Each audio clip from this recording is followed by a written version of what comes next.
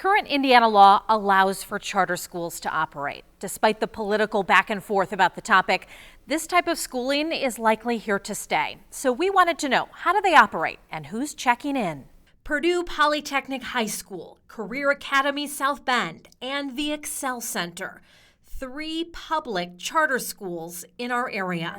Whereas a cladogram, these schools operate under a contract or a charter.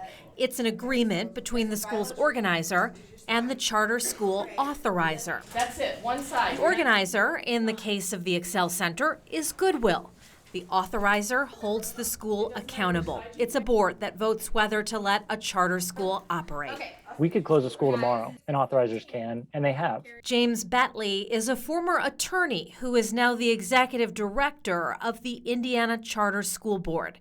The Indiana Charter School Board authorizes 32 of Indiana's charter schools, including the Excel Center and Purdue Polytechnic. Betley explained how that accountability works. There are statutory rules that say we make renewal decisions, closure decisions based on performance. For example, the Indiana Charter School Board has an accountability system that measures schools in dozens of areas.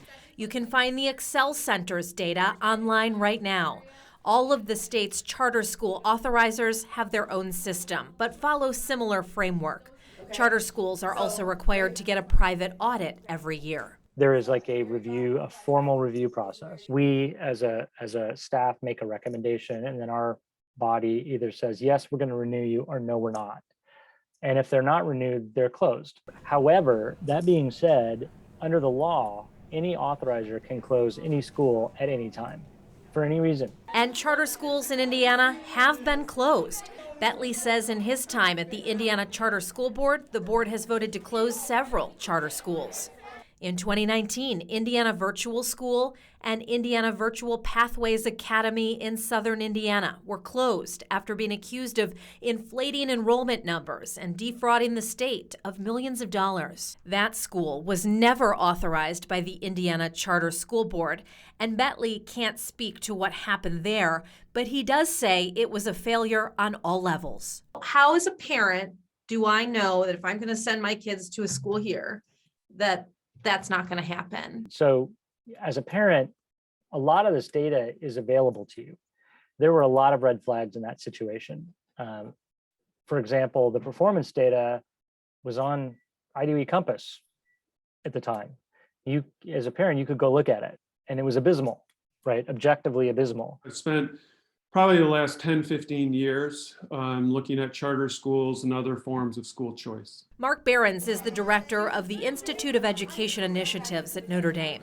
He cautions that all charter schools are not the same. There's a lot of variability.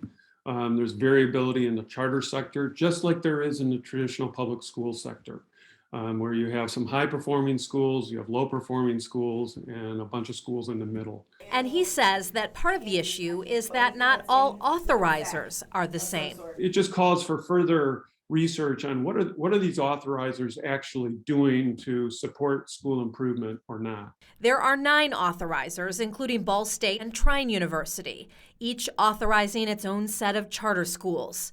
But who oversees the authorizers? Technically, it's the legislature, which is why education experts on all levels say parents can check in, and they should. I am school agnostic. I don't care if you go to a public school that's a charter school, a public school that's not a charter school, or a private school. I don't care. Just go to the school where your kid feels safe and where your kid is seen and heard and gets the help that they need. Authorizers do collect an administration fee. The law says they can collect a maximum of 3% of tuition support dollars. I'm going to put some helpful links for parents on this story on our website to help you check up on your child's school. And Wednesday at 6, we toured the Career Academy of South Bend, what we saw and what's offered there that's attracting more students every year. Kristen Bean, WSBT 22 News.